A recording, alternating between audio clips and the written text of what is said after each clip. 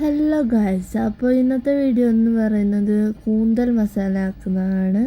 അതിന് ടൊമാറ്റോ ഉള്ളിയെല്ലാം കട്ടാക്കി, എന്നിട്ട് ഇതാണ് കൂന്തൽ.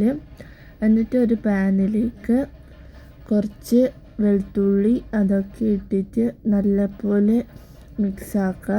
ഇതാ ഞാൻ പപ്പായി കഴിക്കുന്നുണ്ട്. എന്നിട്ട് കൂന്തലിലേക്ക് മുളക്, ഉപ്പ്, പിന്നെ കുരുമുളക് പൗഡർ ഒക്കെ ഇടുക. ഇതൊക്കെ ആയിൻ്റെ കാല്.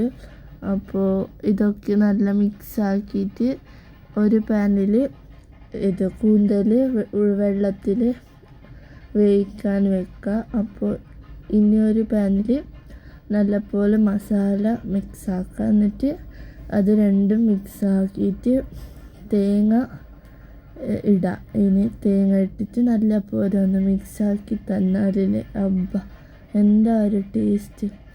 അപ്പോൾ ഞാനും കഴിച്ചു, ചേച്ചിയും കഴിച്ചു. നല്ല രസമുണ്ട്. അപ്പോൾ ബായ്.